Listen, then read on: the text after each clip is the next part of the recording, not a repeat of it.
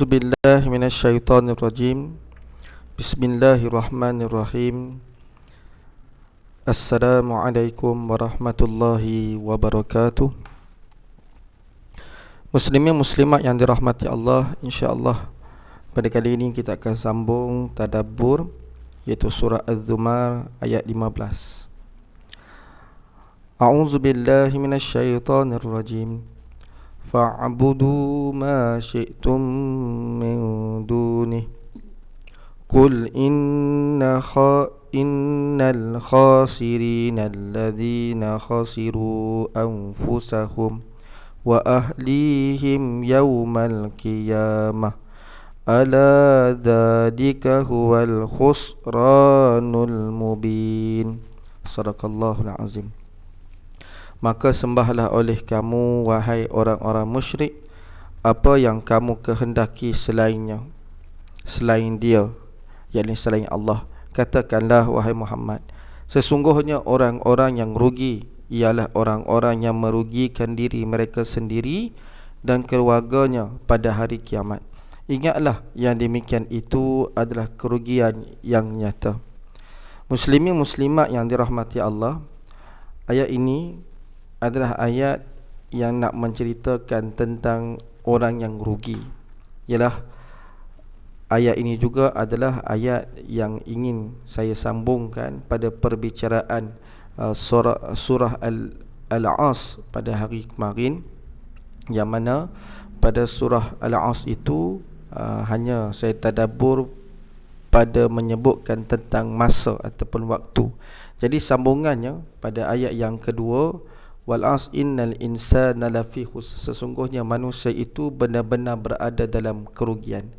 Benar, dalam surah ada menyebut, yakni golongan orang-orang yang terlepas ataupun dikecualikan daripada golongan yang rugi, iaitu orang-orang yang beriman, orang-orang yang beramal soleh, orang-orang berpesan dengan kebenaran dan berpesan dengan kesabaran. Jadi penjelasan tentang orang yang rugi itu boleh kita rujuk pada ayat ke-15 dalam surah Az-Zumar. Bagaimana kita melihat kepada tafsiran, saya rujuk dalam tafsir Muyassar, disebutkan pada kalimah ataupun pada ayat fa'budu ma syi'tum, maka sembahlah olehmu, wahai orang-orang musyrik, apa yang kamu kehendak, yakni sembahlah siapa yang kalian kehendaki untuk kalian sembah, kan? Bila sebut tentang orang musyrik, tidak ada lain orang musyrik pada zaman Nabi SAW melainkan mereka, khususnya bagi orang-orang Arab Quraisy, yang mereka ini tak mau mengikut apa yang dibawa oleh Nabi SAW. Jadi kalau melihat kepada sejarah dan melihat kepada apa yang disembah oleh orang kafir Quraisy, mereka ini menyembah berhala. Bahkan ada yang mereka ini menyembah selain daripada berhala, iaitu disebutkan dalam banyak riwayat mereka juga menjadikan bintang sebagai sembahan. Maka apa saja yang mereka sembah, khusus kepada orang kafir Quraisy dan juga kepada siapa-siapa yang mensyirikkan Allah, maka orang-orang ini adalah termasuk di kalangan orang-orang yang rugi. Min dunihi, selain dia, maksudnya selain daripada Allah Subhanahu wa taala. Pada ayat ini sebenarnya kalimah min dunihi ini adalah kalimah yang berbentuk ancaman, bahkan olokan bagi mereka. Makna kata ayat ini seolah-olah ayat perintah, sembahlah kamu, kamu nak sembah siapa, sembahlah, ibaratnya min dunihi, selain daripada dia. Bukan ayat ni ayat perintah, tetapi ayat ini adalah ayat sebagai ancaman. Kalau berani, sembahlah selain daripada Allah. Sambungan ayat, kul innal khasirina alladhina khasiru anfusahum wa ahlihim yawmal qiyamah. Katakanlah, wahai Muhammad, sesungguhnya orang-orang yang rugi ialah orang-orang yang merugikan diri mereka sendiri dan keluarganya pada hari kiamat. Yakni mereka adalah orang-orang yang benar-benar rugi. Sebab orang yang masuk neraka adalah orang yang telah rugi terhadap dirinya dan keluarganya. Ala dzalika huwal khusranul mubin. Ingatlah, Yang demikian itu adalah kerugian yang nyata, yakni kerugian yang sangat besar, yang tidak ada lagi kerugian yang lebih besar daripada kerugian tersebut. Demikianlah yang disebut dalam kitab Tafsir Muyassar. Baik, muslimin muslimat yang dirahmati Allah, apa yang kita boleh ambil manfaat daripada ayat ini? Yang pertama, kita lihat ya, permulaan ayat ini Allah dahulukan dengan ayat fa'budu ma syi'tum min duni. Ayat perintah ni. Maka sembahlah kamu wahai orang musyrik apa yang kamu suka selain daripada Allah. Ayat ini memang ayat perintah, tetapi ayat itu adalah ayat ancaman. Contoh mudah beginilah. Kalau mak-mak kan tengok, contohnya kalau saya dulu zaman kita kecil di kampung dulu ni, panjat pokok, mak tak marah, dia kata panjat. Maksudnya apa? Ayat tu ancaman. Kalau kita panjat lagi jatuh. Akhirnya tak berani nak panjat, turun balik. Jadi pada ayat ni kita boleh sama-sama melihat bahawa ini adalah ayat ancaman ya. Ancaman Allah terhadap golongan musyrik. Maksudnya Allah mengancam kepada siapa-siapa yang mensyirikkan Allah Subhanahu Wa Taala. Jadi ayat ini menunjukkan betapa pentingnya kita memelihara agama, yakni memelihara iman dan juga Islam yang ada pada diri kita ini. Di dalam Al-Quran banyak ayat-ayatnya yang menyebut secara jelas kepada golongan-golongan tertentu. Antara golongan yang paling banyak disebutkan adalah golongan musyrik. Yang paling banyak disebutkan adalah golongan musyrik. Sebagai contoh dalam surah An-Nisa ayat ke-48, Allah Ta'ala berfirman, A'udzubillahi minasyaitonirrajim. Innallaha la yaghfiru ay yushraka bih wa yaghfiru ma duna dzalika liman yasha wa man yusyrik billahi faqad iftara itsman 'azima. Sesungguhnya Allah tidak akan mengampuni dosa syirik, dan Dia mengampuni segala dosa yang selain daripada syirik itu bagi siapa yang Dia kehendak. Barang siapa yang mempersekutukan Allah, yakni mensyirikkan Allah, maka sungguh ia telah berbuat dosa yang besar. Juga disebutkan dalam surah Al-Baqarah ayat 222, A'udzubillahi minasyaitonirrajim. ولا تنكحوا المشركات حتى يؤمن ولا أمة مؤمنة خير من مشركة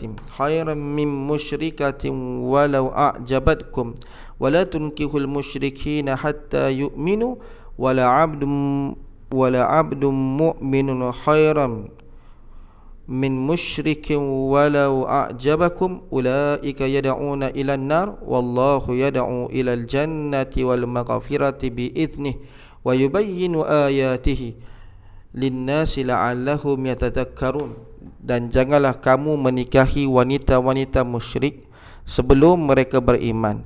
Sesungguhnya wanita, yakni hamba yang mukmin, lebih baik dari wanita musyrik walaupun dia menarik hatimu. Dan janganlah kamu menikahkan orang-orang musyrik dengan wanita-wanita mukmin sebelum mereka beriman. Sesungguhnya hamba yang mukmin lebih baik dari orang musyrik walaupun dia menarik hatimu. Mereka mengajak ke neraka, sedang Allah mengajak ke syurga dan ampunan dengan izinnya, dan Allah menerangkan ayat-ayatnya, yakni perintah-perintahnya kepada manusia supaya mereka mengambil pelajaran. Muslimin muslimat yang dirahmati Allah, ni di antara ayat yang menyebutkan bagaimana Allah Subhanahu Wa Taala mengancam, memberi ancaman kepada orang-orang yang musyrik ataupun orang-orang yang bercita-cita ataupun ada dia berfikir untuk mensyirikkan Allah Subhanahu Wa Taala. Tengok pada surah An-Nisa ayat 48. Bagaimana Allah memberi ancaman, meletakkan bahawa dosa yang paling besar, bahkan dosa yang tak terampun, adalah dosa syirik. Jadi kalaulah ada orang yang sanggup mencabar, maksudnya sengaja dia mensyirikkan Allah, maka orang ni adalah orang yang sangat rugi, orang-orang yang mendapat dosa yang sangat besar. Begitu juga dalam ayat surah Al-Baqarah ayat ke-221 ini menunjukkan bahawa bagaimana Allah meletakkan kita panggil apa, darjat orang musyrik ni. Maksudnya orang beriman tak boleh kahwin dengan orang musyrik. Orang yang beriman tak boleh kahwin dengan orang musyrik, walaupun orang musyrik itu cantik, walaupun orang musyrik itu kaya, kok mana pun orang beriman kena kahwin. Maksudnya paling kurang orang Muslim juga kan. Begitu juga kalau kita nak menikahkan seseorang perempuan, hendaklah dia mengahwi ataupun hendaklah perempuan tersebut, perempuan Muslim ini dinikahkan dengan orang Muslim. Orang musyrik tak boleh. Muslimat dirahmati Allah. Begitu juga yang disebutkan dalam surah Al-Fath ayat ke-6, Allah Ta'ala berfirman, wa yu'adzibal munafiqina wal munafiqati wal musyrikina wal musyrikati dhannina billahi dhannas saw alaihim dairatus saw wa ghadiballahu alaihim wa la'anahum wa a'adda lahum jahannam wa sa'at masira. Dan supaya dia mengazab orang-orang munafik, yakni di kalangan lelaki dan perempuan, dan juga mengazab orang-orang musyrik lelaki dan perempuan yang mereka itu berprasangka buruk terhadap Allah.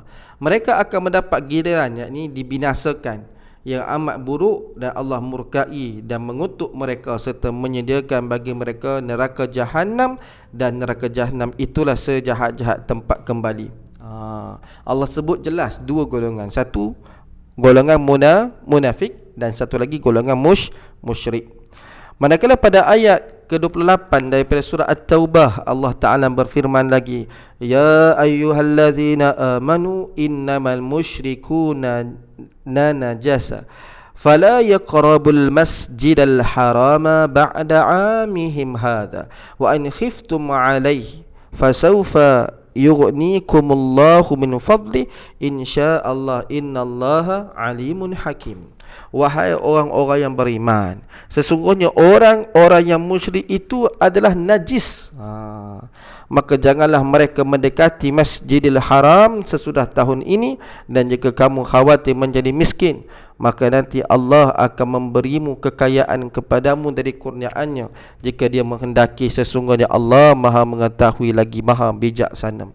Jelas dalam ayat ini bagaimana Allah meletakkan kedudukan yang teruk kepada orang-orang musyrik. Maka ini jelas menunjukkan betapa besarnya penentangan ataupun isytihar perang terhadap golongan-golongan musyrik ini. Dalam surah An-Nisa ayat 116 juga Allah Ta'ala berfirman, innallaha la yaghfiru ay yushraka bih wa yaghfiru ma duna dzalika liman yasha wa man yusyrik billahi faqad dhalla dhalalan ba'ida. Sesungguhnya Allah tidak mengampuni dosa syirik, yakni mempersekutukan sesuatu dengan Allah, dan Allah mengampuni dosa yang selain syirik bagi siapa yang dia kehendakinya. Barang siapa yang mempersekutukan sesuatu dengan Allah, maka sesungguhnya ia telah tersesat sejauh-jauhnya. Berdasarkan ayat ini, menurut Syekh Dr. Wahbah Zuhaili, beliau menegaskan bahawa ayat ke-116 daripada surah An-Nisa ni diturunkan mengenai kisah Thu'mah bin Ubayrik yang melakukan pencurian. Maksudnya dia mencuri. Dia ni Islam, orang Islam ya, lalu mencuri. Ketika Rasulullah SAW menjatuhkan hukuman potong tangan terhadap Thu'mah bin Ubayrik ini, dia lari. Dia melarikan diri ke Mekah. Dan bila dia melarikan diri ke Mekah tu, dia murtad, dia keluar daripada agama Islam. Punyalah takut dengan hukuman potong tu disebabkan dosa yang dia buat. Jadi ketika di Mekah, dia telah memecah masuk sebuah rumah. Dia memecah masuk sebuah rumah, dia lari daripada Madinah sampai ke Mekah. Akhirnya untuk dia tidak diapa-apa di Mekah, akhirnya dia keluar daripada Islam. Bila mana dia pecah masuk rumah tu, lalu orang-orang musyrikin Mekah, penduduk di Mekah ni berjaya menangkap Thu'mah bin Ubayrik ni. Akhirnya dia kena bunuh. Cuba lihatlah bahawa sememangnya di antara perkara yang berlaku bahawa betapa besar dosa syirik kepada Allah SWT, dan bukan setakat dia syirik, bahkan dia jauh tersesat. Jadi syirik ini merupakan bentuk kebohongan yang sangat nyata. Dengan kemusyrikan, maksudnya seorang itu jadi syirik kepada Allah, timbullah pola berfikir kebatilan. Maksudnya dia akan, bila seseorang tu dia dah keluar daripada Islam, dia tak nampak dah sinar, dia tak nampak dah perkara-perkara baik. Yang dia nampak ialah keburukan. Jadi orang yang musyrik ini juga, kemusyrikan ini juga menjadi sumber munculnya berbagai dosa yang dapat menghancurkan kehidupan manusia. Tak kira lah manusia ni dia open, tak kira orang Islam ke orang bukan Islam. Jadi orang yang tadi ni Islam, keluar daripada Islam ini, mensyirikkan Allah ini, dia bukan hanya membuat kerosakan kepada orang Islam saja, dibuat habis semua dalam hidup bermasyarakat. Bahkan ia juga dapat menghalang seseorang mendapat cahaya keimanan. Sebab tu kadang-kadang kita tengok kan, ada orang bersusah payah untuk dia memeluk agama Islam kan. Maksudnya ada orang dia sangat susah, maksudnya untuk dia memeluk agama Islam. Mungkin ada halangan daripada keluarga, kawan-kawan dan seumpamanya, ada rasa malu dan sebagainya. Tapi bagaimana teruknya kalau seorang itu Muslim, dia keluar daripada agama Islam. Sebab itulah banyaknya ayat-ayat Allah Ta'ala yang menyebut berkaitan tentang golongan ini. Jadi muslimin muslimat yang dirahmati Allah, untuk sama-sama kita mengambil manfaat daripada ayat ini, juga saya terpanggil untuk menyebutkan khusus apa yang saya nak sampaikan pada ayat ini, iaitu tentang orang-orang yang rugi. Jadi golongan-golongan yang rugi disebutkan dalam Al-Quran. Bukan semua yang saya sebut ni, sebahagian sahaja yang sempat saya masukkan dalam perkongsian ini. Di antara ciri orang yang menderita kerugian ialah mereka yang lalai dalam beramal soleh dalam kehidupan. Dalam surah Al-A'raf ayat 8 dan 9 Allah Ta'ala berfirman, wal waznu yawma izinil haqqa faman thaqulat mawazinuhu faulaika humul muflihun ومن خفت موازينه فأولئك الذين خسروا أنفسهم بما كسبوا بآياتنا يظلمون. Timbangan pada hari itu ialah kebenaran, yakni keadilan. Maka barang siapa berat timbangan kebaikannya, mereka itulah orang-orang yang beruntung. Dan barang siapa ringan timbangan kebaikannya, maka itulah orang-orang yang merugikan diri sendiri. Muslimin muslimat yang dirahmati Allah, ketika ini kita mempunyai peluang dan juga ruang untuk kita menambah saham akhirat, yakni pahala kita, untuk kita mendapatkan timbangan yang berat pada timbangan kebaikan kita. Jadi manfaatkan waktu kehidupan yang ada ini. Begitu juga tanda-tanda orang rugi lainnya adalah sering mengingkari janji, membuat kerosakan di muka bumi dengan menyebarkan syubhah, yakni perkara-perkara yang menghampiri kepada haram, dan membangkitkan nafsu syahwat. Dalam surah Al-Baqarah ayat 27 menjelaskan, alladzina yanquduna ahdallahi min ba'di mitsaqih wa yaqta'una ma amarallahu bihi ayyusala wa yufsiduna fil ard ulaika humul khasirun. Iaitu orang-orang yang melanggar perjanjian Allah sesudah perjanjian itu teguh dan memutuskan apa yang diperintahkan Allah kepada mereka untuk menghubungkannya dan membuat kerosakan di muka bumi, mereka itulah orang-orang yang rugi. Jelas disebutkan pada ayat ini. Begitu juga disebutkan orang yang rugi ini ialah golongan yang mana tunduk dan taat kepada orang-orang kafir. Allah Ta'ala berfirman, ya ayyuhalladzina amanu in tuti'ul ladzina kafaru yaruddukum ala aqabikum fatanqalibu khasirin. Wahai orang beriman, jika kamu mentaati orang-orang yang kafir itu, nescaya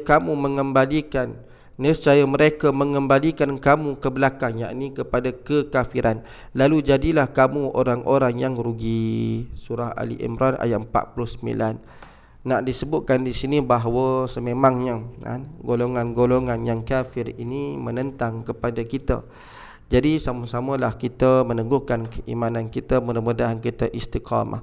Termasuk juga orang-orang yang rugi pada hari kiamat adalah orang yang hanya beribadah kepada Allah di saat dia mendapat kebaikan ataupun di saat dia mendapat kenikmatan. Jelas disebutkan dalam surah Al-Hajj ayat ke-11, A'udzu billahi minasyaitonir rajim wa minan nasi man ya'budullaha ala harf fa in asabahu khairun itma'anna به وإن أصابته فتنة انقلب على وجهه خسر الدنيا والآخرة ذلك هو الخسران المبين.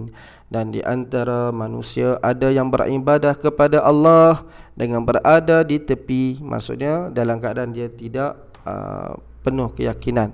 Maka jika dia memperolehi kebajikan, tetaplah ia dalam keadaan itu. Maksudnya bila dia dapat kenikmatan, dia tetap begitu.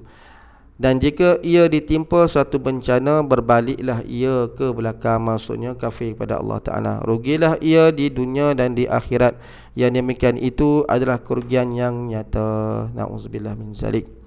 Jadi apa yang kita boleh ambil manfaat daripada ayat-ayat yang disebutkan tadi, benarlah firman Allah Ta'ala dalam surah Al-As yang mengingatkan kita, wal 'as innal insana lafi khusr illa alladhina amanu wa 'amilus salihat wa tawasaw bil haqq wa tawasaw bis sabr.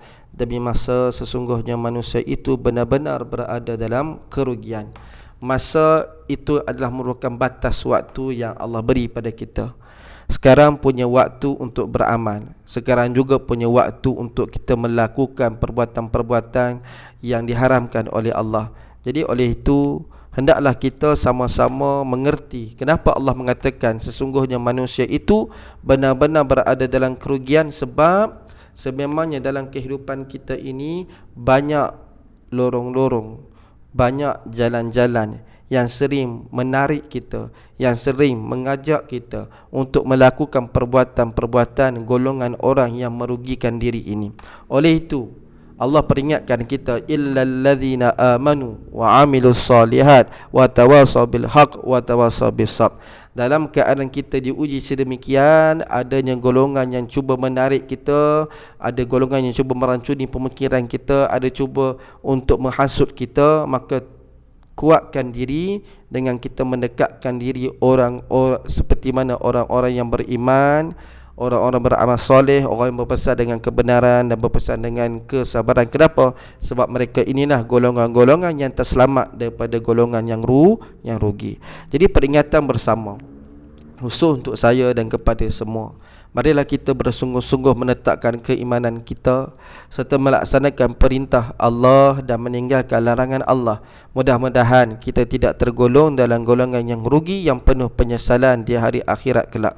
Sebagaimana firman-Nya dalam surah Al-An'am ayat 31, Allah Ta'ala berfirman, hatta iza ja'athumus sa'atu baghtatan qalu ya hasratana ala ma farratna fiha wa hum yahmiluna awzarahum ala zuhurihim ala sa'a ma yazirun. Sehingga apabila kiamat datang kepada mereka dengan tiba-tiba, mereka berkata, alangkah besarnya penyesalan kami terhadap kelalaian kami tentang kiamat itu, sambil mereka memikul dosa-dosa di atas punggungnya. Ingatlah, amat buruklah apa yang mereka pikul itu. Wallahu a'lam. Mudah-mudahan apa yang dikongsikan ini beri manfaat kepada semua. Jadi kita tangguh dengan tasbih kafarah dan surat Al-As. Subhanakallah bihamdika asyhadu an la ilaha illa anta wa astaghfiruka wa atubu ilaik. Bismillahirrahmanirrahim. Wal 'asr innal insana lafi khusr illa allazina amanu wa 'amilus solihat wa tawassaw bil haqq wa tawassaw bis sabr. Wassalamualaikum warahmatullahi wabarakatuh.